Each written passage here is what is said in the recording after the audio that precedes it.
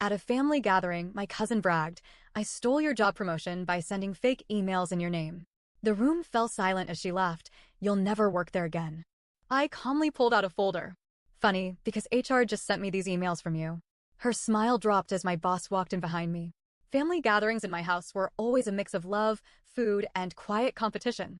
I have a cousin, Sophia. We're the same age, grew up together, went to the same schools, and ended up in the same career field. The only difference? She was always the favorite. It didn't matter what I did. She was smarter, prettier, more accomplished, at least that's how my family saw it. So, when I landed a great corporate job in Chicago last year, my family was surprised.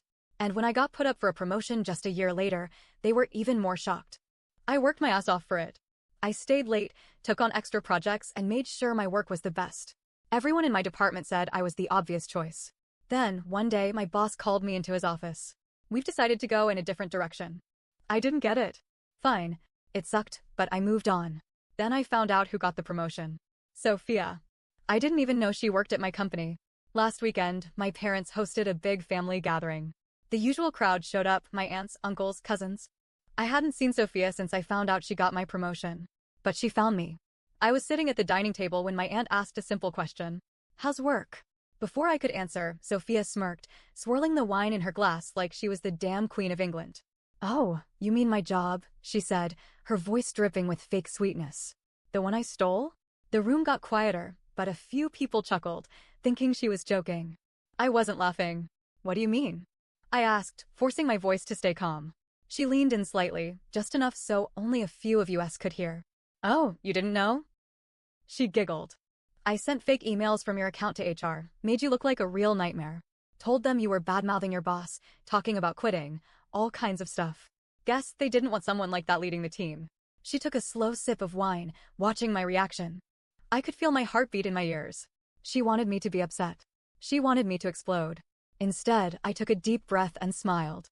Because, see, what Sophia didn't know was that I had spoken to HR last week. And they had already sent me the emails. I reached into my bag, pulled out a red folder, and placed it on the table. "That's funny," I said, flipping open the first page. "Because HR just sent me these emails from you." The smirk on her face vanished. The conversation that was once quiet suddenly had the whole table's attention. My uncle furrowed his brows and grabbed the papers. "What is this?" he asked, scanning the pages. Sophia's mother leaned over his shoulder to read. Her face twisted in confusion. My dad took the papers next. As he read, his jaw clenched. It was all there. Every fake email. Every lie. Her signature. Her phrasing. Her IP address. She had made a mistake. She had used her work laptop to send the fake emails, thinking IT wouldn't track it. They did. And my former boss, Mr. Callahan, was standing right behind me. "Miss Sophia," he said in a cold, professional voice. "Would you like to explain why these emails were sent from your company-issued laptop?" Silence. I turned to look at her. She was frozen. Her wine glass trembled slightly in her grip. I don't know what this is," she stammered. "This isn't real." Mr. Callahan sighed, shaking his head. "We had our IT department investigate. It's very real. Every single email came from your company laptop, your home Wi-Fi. Your work account was logged in at the time. You didn't even try to cover your tracks." Her hands gripped the tablecloth. No, this is a mistake." "The only mistake was you thinking you wouldn't get caught," I said. The color drained from her face. Her father, my uncle, snatched the papers from my dad. "Sophia, tell me you didn't do this." She said nothing. Her mother, eyes wide in horror, covered her mouth.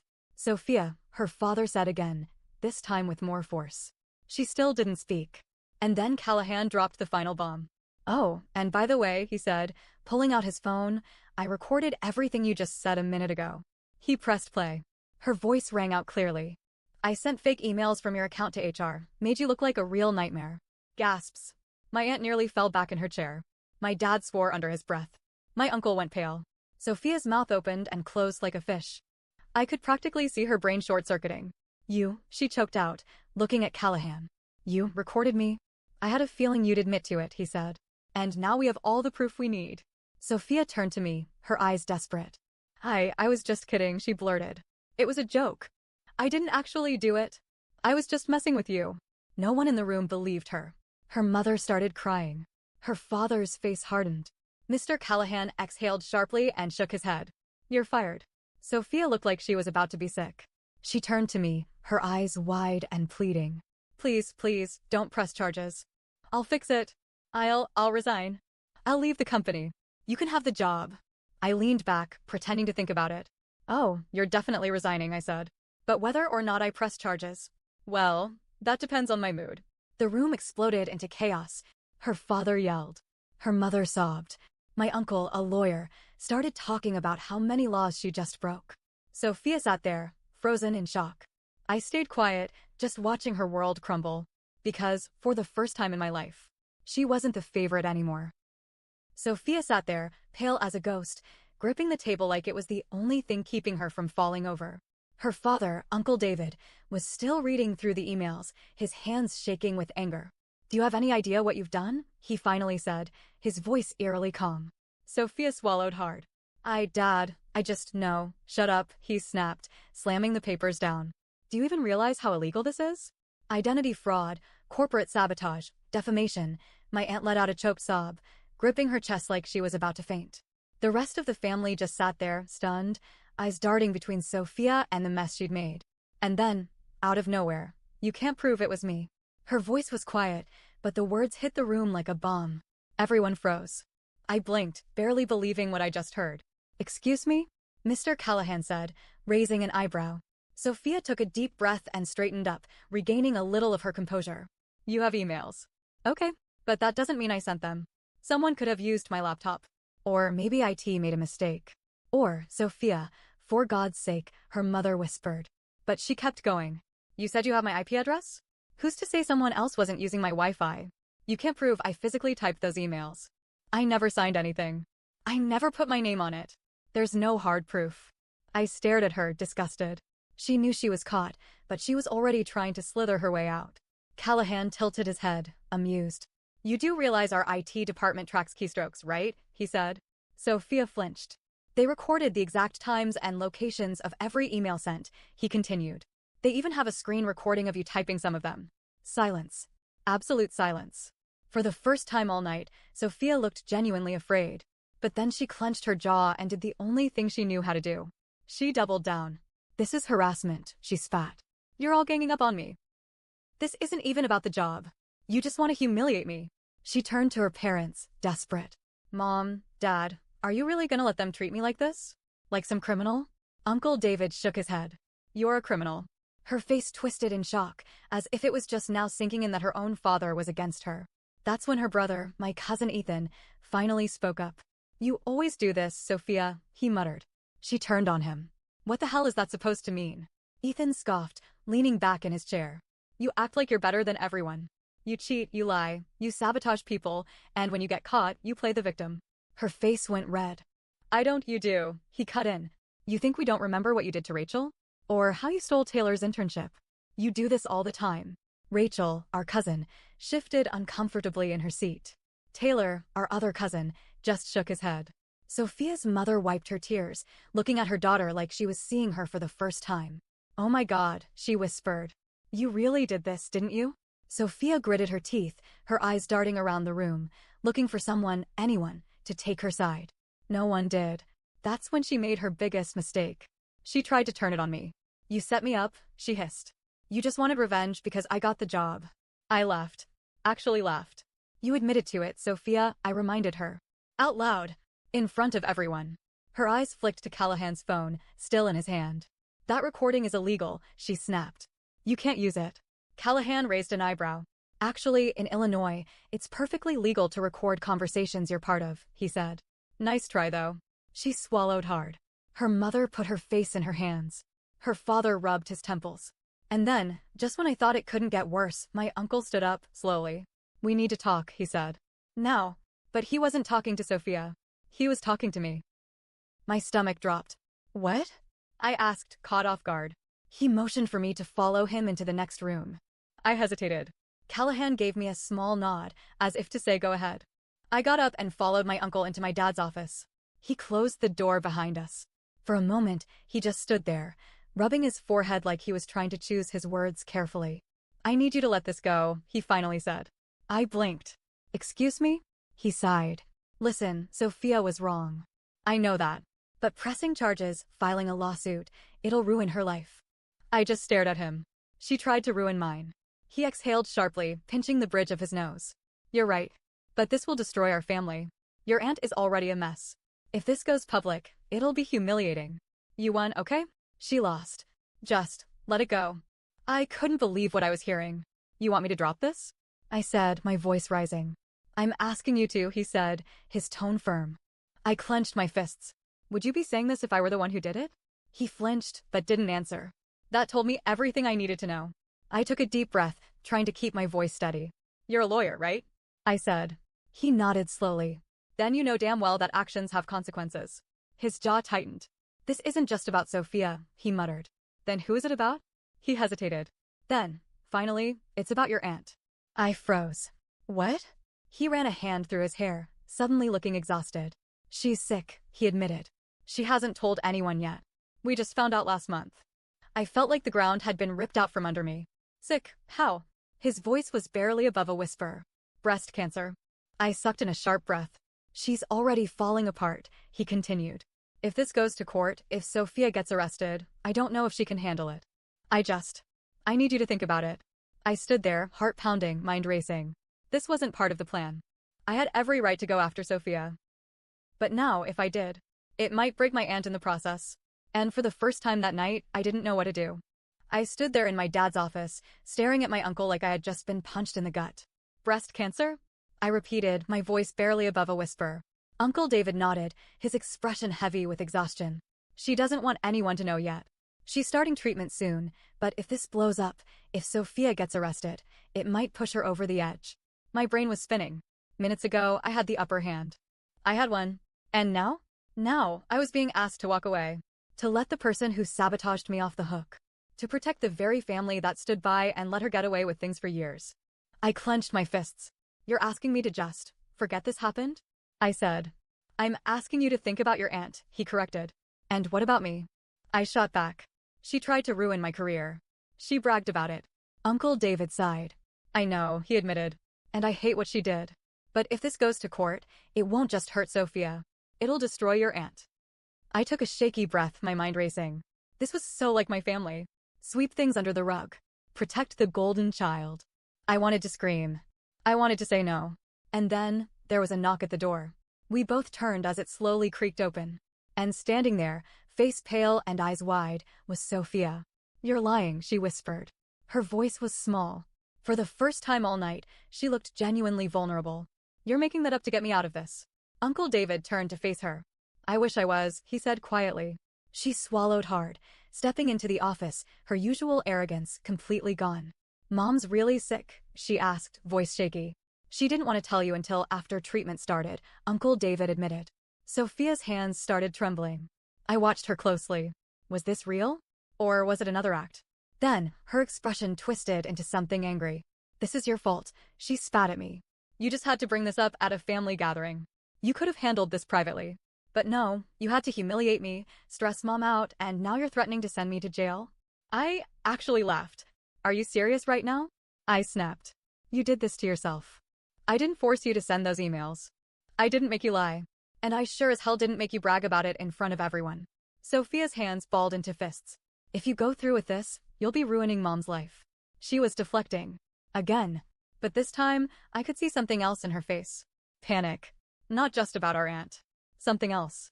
And then I realized she was hiding something. You're scared, I said slowly, studying her reaction. Sophia's eyes darted away. I don't know what you're talking about, she muttered. Uncle David frowned. Sophia, he said sternly. She shifted uncomfortably, crossing her arms. This is already bad enough, she said. Can we just drop it and move on? The way she said it. The urgency in her voice. Something wasn't right. I stepped closer. What else did you do? I asked. Her head snapped up. Nothing, she said too quickly. Uncle David narrowed his eyes. Sophia, he repeated. She bit her lip. I could practically see her debating whether or not to come clean. And then, it wasn't just you, she blurted. I froze. What? She exhaled sharply, avoiding my gaze. I did it to other people too, okay? She muttered. I felt my stomach drop. Other people? Who? She squeezed her eyes shut. I don't know, coworkers. Other candidates. I sent fake complaints about them to HR. Sometimes I used different accounts. Sometimes I sent emails pretending to be them, bad-mouthing the company. It wasn't just you. It was anyone I thought might get ahead of me. My breath caught in my throat. Oh my God, Uncle David whispered. This wasn't just about me. Sophia had a pattern. A history. How many people? I asked, my voice eerily calm. She hesitated. 5? Maybe 6, she said weakly. I nearly screamed. You ruined at least 6 people's careers? She flinched. I didn't think it would get this far. I held up a hand, cutting her off. I needed a second to process this. It wasn't just my revenge anymore. It wasn't just about me. There were others. And if I let her walk away now, she'd do it again. Uncle David ran a shaky hand down his face. Jesus Christ, Sophia, he muttered. She swallowed hard. I can fix it, she whispered. Just, please don't go to the cops. I'll quit. I'll apologize. I'll do whatever you want. I stared at her. After everything, after all the lies, the gaslighting, the arrogance, she still thought she could manipulate her way out. And then a dark thought hit me. Does Mom know? I asked. Her face drained of color. What? I narrowed my eyes. Does your mother know what you've done? Or has she been defending you this whole time, thinking you're innocent? Sophia bit her lip. That was all I needed. I turned to Uncle David. She needs to know, I said. He hesitated, but nodded. I'll tell her, he said quietly. Sophia grabbed his arm. Dad, please, she begged. You don't have to, don't, he said sharply, shaking her off. You've lied enough tonight. Tears filled her eyes. For the first time, real fear crossed her face. Her mother, the one person who always defended her, was about to find out everything. I stood there, heart pounding, mind spinning. This wasn't just about getting revenge anymore. This was bigger. Sophia had wrecked multiple people's careers. If I stayed silent, more people could get hurt. But if I moved forward, it would shatter my family. And worst of all, my aunt, who was sick, would be caught in the middle of it all. I took a deep breath, locking eyes with Sophia. You deserve to go to jail, I said. She swallowed hard. But now, I have to decide if I want to be the one to put you there. Her breath hitched. Uncle David exhaled heavily. And in that moment, I knew, whatever I chose next would change everything. Silence stretched between us like a rubber band pulled too tight, ready to snap at the slightest movement.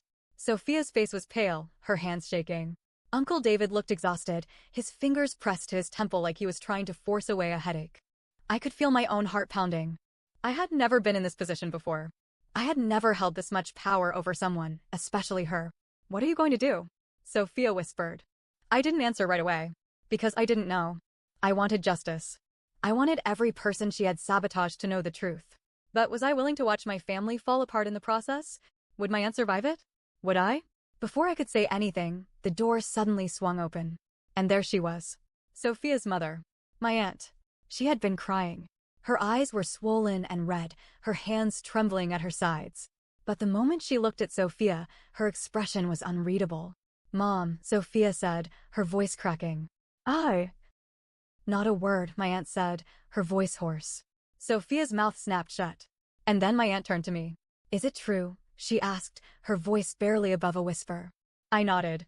Her lips pressed together, and she let out a slow, shaky breath. And you were going to press charges? Another nod. She closed her eyes for a long moment. Then she looked at Sophia again, and said the one thing no one in the family had ever dared to say to her. You disgust me. Sophia flinched as if she had been physically hit. Mom, please, she begged, reaching out. My aunt jerked away like Sophia's touch would burn her. Don't, she said sharply. Don't you dare try to play the victim. Not after everything you've done. Sophia's breathing turned ragged, panicked. I thought I was trying to what, Sophia? My aunt snapped, eyes blazing with fury. To get ahead? To ruin other people just so you could feel better about yourself. Sophia's lower lip trembled. I didn't think it would get this bad. You didn't think at all, my aunt shouted. I had never heard her yell before. The whole house had gone quiet. Everyone was listening. My uncle rubbed his face with both hands. She admitted there were others, he muttered. My aunt's head snapped toward him. Others? Her voice was deadly quiet. She did this to multiple people, I said. I wasn't the first. I wouldn't have been the last. My aunt's entire body stiffened.